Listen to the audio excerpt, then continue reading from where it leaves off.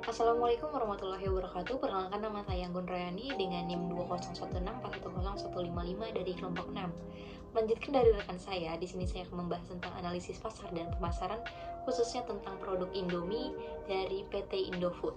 Tidak hanya di Indonesia, Indomie juga dipasarkan di mancanegara, yaitu di Amerika Serikat, Australia, negara Eropa, Asia, juga Afrika. Hal ini menyebabkan Indomie menjadi salah satu produk Indonesia yang bisa menembus pasar internasional. Untuk menganalisis pasar dan pemasaran perlu diperhatikan beberapa hal, yaitu diantaranya DSTP, SWOT, dan 4P. Untuk STP ini sendiri adalah segmenting, targeting, dan positioning.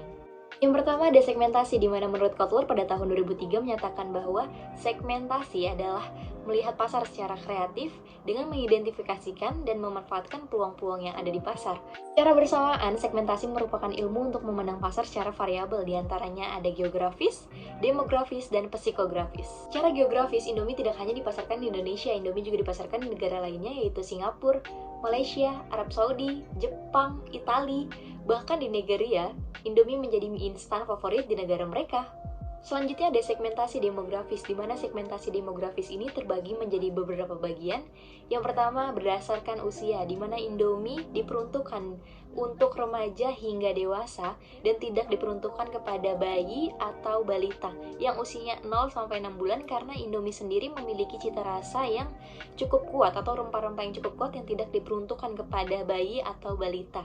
Tetapi baru-baru ini Indomie mengeluarkan inovasi baru, yaitu My Noodles, di mana My Noodles ini diperuntukkan untuk anak-anak yang berbahan dasar aman, yakni wortel dan rumput laut. Selanjutnya ada segmentasi berdasarkan jenis kelamin, di mana tidak hanya diperuntukkan untuk wanita atau lelaki saja, Indomie bisa dikonsumsi untuk semua jenis kelamin.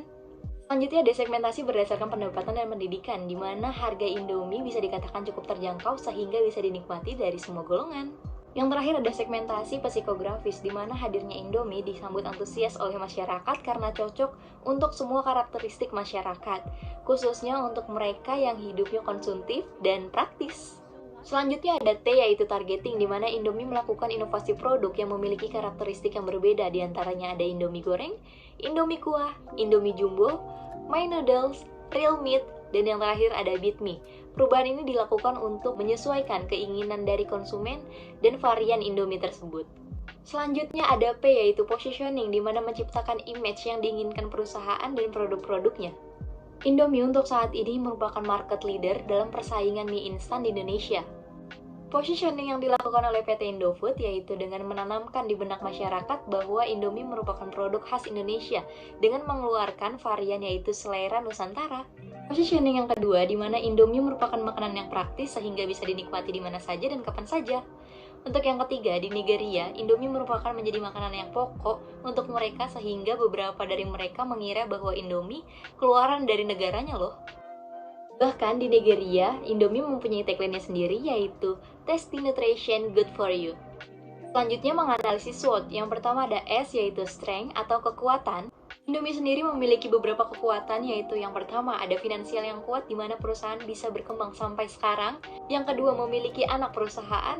Yang ketiga brand yang cukup terkenal baik di Indonesia maupun di luar negeri. Yang kedua ada weakness atau kelemahan, di mana tenaga kerja yang cukup banyak bisa membuat perusahaan rentan goncangan ketika penjualan produknya menurun. Selanjutnya ada opportunity atau peluang, di mana perkembangan pasar yang meningkat baik dari kalangan bawah, menengah, maupun atas. Yang kedua ada segmentasi pasar yang tidak terlalu signifikan, yang produknya bisa menyesuaikan konsumen, baik pria maupun wanita, tua ataupun muda. Yang ketiga, memanfaatkan e-bisnis dengan mengembangkan pangsa pasar melalui internet, karena pengguna internet sama dengan konsumen masyarakat. Dan yang terakhir ada threat atau ancaman, di mana pesaing-pesaing baru mulai bermunculan dengan produk yang sama. Untuk analisis yang terakhir yaitu 4P, di mana ada product, price, place, dan promotion. Yang pertama ada produk, nama brand yang digunakan adalah Indomie dengan berat 85 gram, terdapat 2 saset berisi 5 bumbu-bumbuan. Indomie juga memiliki versi yang cukup besar yaitu 120 gram dan memiliki varian rasa khas Indonesia dengan masakan-masakan tradisional Indonesia.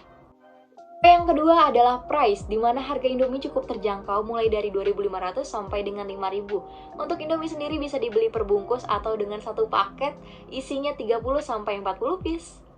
Yang ketiga adalah place, di mana Indofood memiliki jaringan yang cukup luas di Indonesia sehingga bisa menembus sampai ke sudut-sudut kepulauan.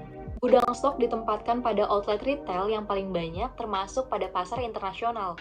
Dan P yang terakhir adalah promotion, di mana bertujuan untuk menarik konsumen sehingga lebih banyak dari sebelumnya. Hal yang pertama dilakukan adalah tagline, di mana Indomie memiliki tagline Indomie Seleraku.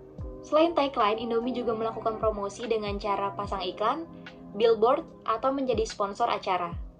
Sekian presentasi dari saya. Untuk materi selanjutnya akan dibawakan dengan rekan saya. Kurang lebihnya mohon maaf. Wassalamualaikum warahmatullahi wabarakatuh.